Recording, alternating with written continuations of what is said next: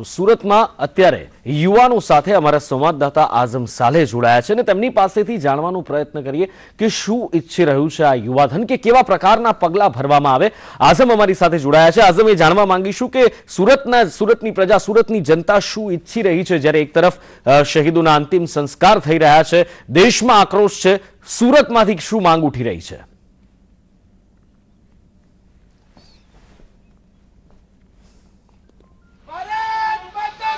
सूरत में आज बीजा दिवसे विद्यार्थियों में खास कर आक्रोश यथावत जोवा मळी रह्यो छे।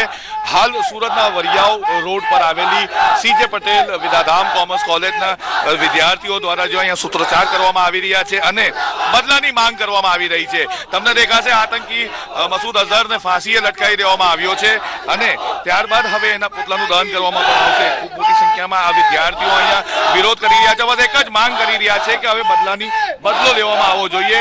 सर्जिकल स्ट्राइक नहीं परंतु हवे पूरी सर्जरी करवामां आवी जोईए। त्यारे आपणे जाणीशुं अहींयाना विद्यार्थीओथी बी के एमनुं शुं कहेवुं छे। शुं कहेवुं छे तमारुं?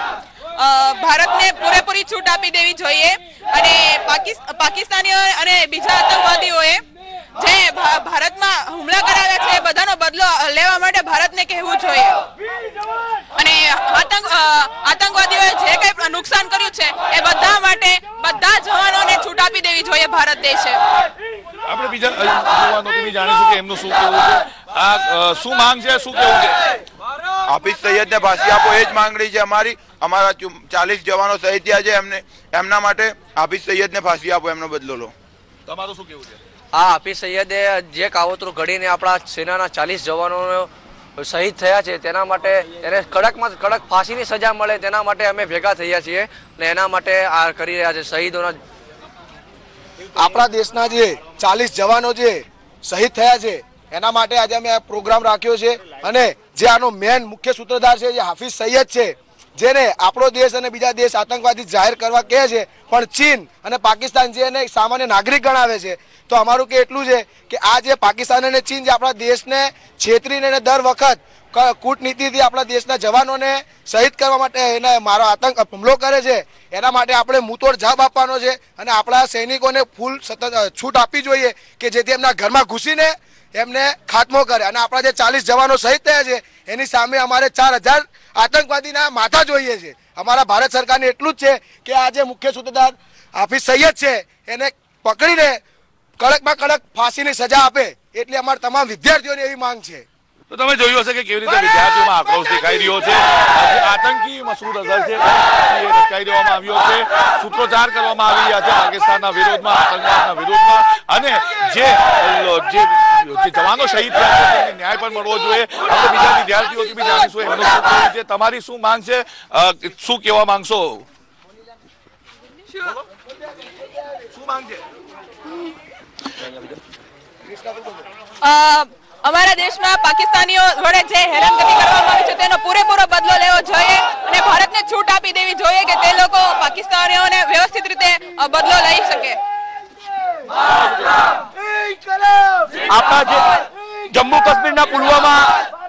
કાશ્મીરના પુલવામા જે ગઈકાલે આપણા 440 સૈનિકો માર્યા ગયા છે તે સૈનિકોનો બદલો લેવો જરૂરી છે। જ્યારે હાફિઝ સઈદ આની પહેલા સંસદમાં જ્યારે હુમલો થયો હતો ત્યારે હાફિઝ સઈદને નજરકેદ કરવામાં આવ્યો હતો। જ્યારે પાકિસ્તાને તેને નજરકેદ કરવામાં આવ્યો, જ્યારે સંયુક્ત રાષ્ટ્રની બેઠક થઈ ત્યારે બધા દેશોએ હાફિઝ સઈદને આતંકવાદી જાહેર કર્યો પણ ચીને તેનું સમર્થન ના આપતા ચીનની મોટામાં મોટી ભૂલ છે।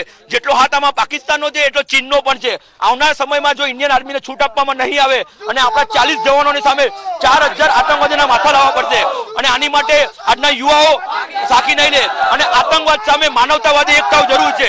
આપણે બધા એક થશું અને સંગઠન થશું તો આતંકવાદને ખતમ કરો કોઈ મુશ્કેલી વાત નથી। તો તમે જોયું હશે કે કેવી રીતે યુવાનોમાં જે રોષ છે તે આક્રોશ પણ સામે આવી રહ્યો છે અને આતંકીના પુતળાને ફાંસી પણ આપવામાં આવી છે। જી આઝમ, સાથે જ એ પણ જાણવા માંગીશું કે એક તરફ જ્યાં માનવતાવાદે આતંકવાદની સામે એક થવું પડશે, ખૂબ સુંદર અને બહુ સચોટ વાત કરી છે યુવાને। સાથે જ ખાસ વાત એ છે કે જ્યાં આજે દેશની અંદર પણ વડાપ્રધાન દ્વારા દિલ્હીની ગાદી ઉપરથી કહેવામાં આવ્યું છે કે એક પણ આતંકવાદીને છોડવામાં નહીં આવે। શહીદો છે, શહીદોના રક્તના એક એક ટીપાનો બદલો લેવામાં આવશે, સેનાને સંપૂર્ણ છૂટ આપી દેવામાં આવી છે। ત્યારે અહીંયા આગળ આક્રોશ દેશની અંદર સ્વાભાવિક છે એ પણ તેમણે ગણાવ્યું હતું। હવે યુવાનો પાસેથી ખાસ એ જાણવું છે કે એવી કઈ કાર્યવાહી કરવામાં આવે કે અત્યાર સુધીમાં એક બાદ એક જે હુમલા થતા આવ્યા છે, એક હુમલો બીજા હુમલા કરતા મોટો થતો આવ્યો છે, ત્યારે હવે આ છેલ્લો હુમલો ભારત દેશના ઇતિહાસમાં લખાય, શું એના માટે કોઈ રસ્તો આ યુવાનો પાસે છે, કોઈ સજેશન, કોઈ સુઝાવ આ યુવાનો પાસે છે?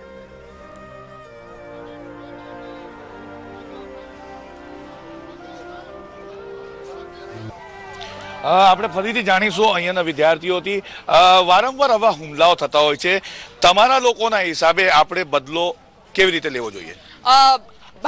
ભારતના બધા સૈનિકોને છૂટ આપી દેવામાં આવે તો તે લોકો વ્યવસ્થિત રીતે બદલો લઈ શકે તેટલા સક્ષમ છે. તમને પણ પૂછીશ કે તમારા હિસાબે કેવી રીતે બદલો લેવામાં આવે? હવે સર્જિકલ સ્ટ્રાઇક નહીં, હવે સર્જરી કરો છો. આપણા જે 40 જવાનો જે શહીદ થયા છે આજે, બરાબર, તે એમાં જે પાકિસ્તાન અને ચીને એમની જે કૂટનીતિ અપનાવી છે, બરાબર, આપણા જે નિહત્તા જવાનો પર જે એમણે હુમલો કર્યો છે, એના માટે આપણે અને આપણા સૈનિકોને એમને છૂટ આપવી જોઈએ કે એમના ઘરમાં ઘૂસીને એમને આપણા 40 જવાન અમે 4000 જવાનના માથા લઈ આવે. ના, તમને વચ્ચે પાછો રોકેશ. પ્રધાનમંત્રી મોદીએ તો જણાવી દીધું છે, છૂટ આપી દીધી છે. હવે તમારા હિસાબે કેવી રીતે બદલો લેવો જોઈએ? બદલો એ રીતે લેવો જોઈએ કે એમના ઘરમાં, અને જે હાફિઝ સૈયદને જે એમને ઘરમાં રાખે છે અને એમને જે બધી સુવિધા પૂરી પાડે છે, જાણે કે આ બારૂદ છે, બંદૂકો છે, ચીન અને પાકિસ્તાન, એને જવાબ આપવો જોઈએ. તો તમે જોયું હશે કે મુંહ તોડ જવાબની માંગ સુરતના વિદ્યાર્થીઓ કરી રહ્યા છે.